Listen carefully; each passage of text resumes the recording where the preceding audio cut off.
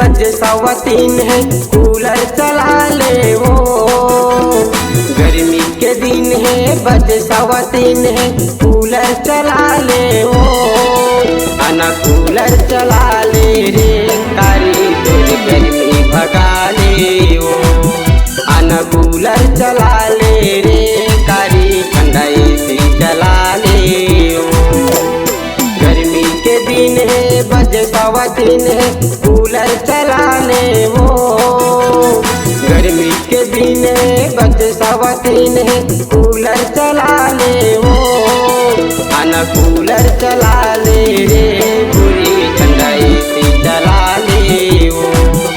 आना कूलर चला ले रे कारी ठंडा एसी चला ले वो।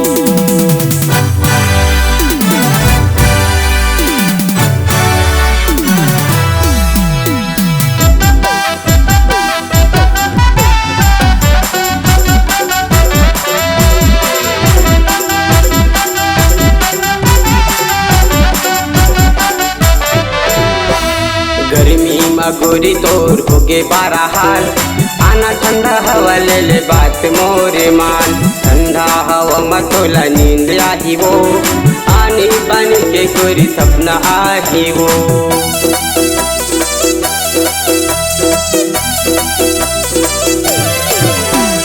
गर्मी में गोरी के होगे बारा हाल।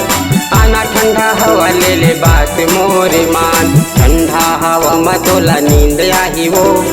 आनी बानी के गोरी सपना छाही वो। गर्मी के दिन है बजे 3:15 है कूलर चला ले वो। गर्मी के दिन है बजे 3:15 है कूलर चला ले वो। आना कूलर चला ले रे कारी ठंडा एसी चला ले वो। आना कूलर चला ले रे भूरी तोरी गर्मी भगा ले वो।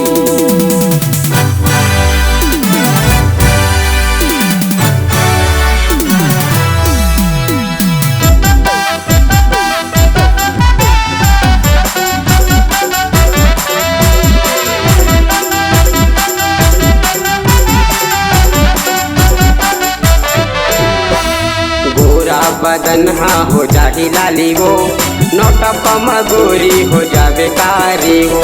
पीपर के छैया मत सुता ले वो। ठंडा ठंडा पानी पी ले ते जुड़ा ले वो।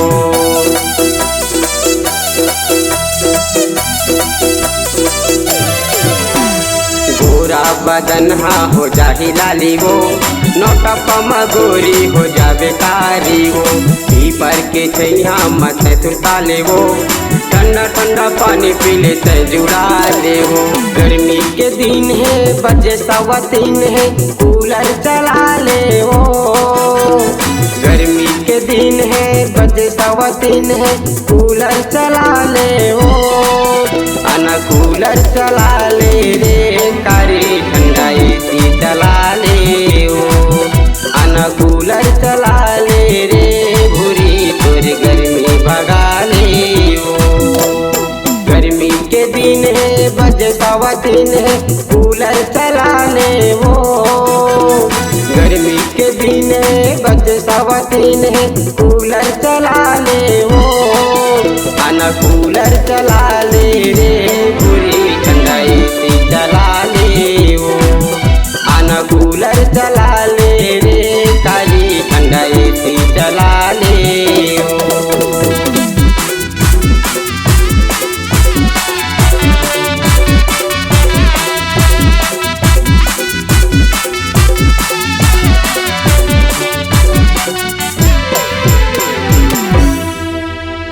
साधना म्यूजिक में आपका स्वागत है। हमारे चैनल को लाइक शेयर व सब्सक्राइब जरूर करें।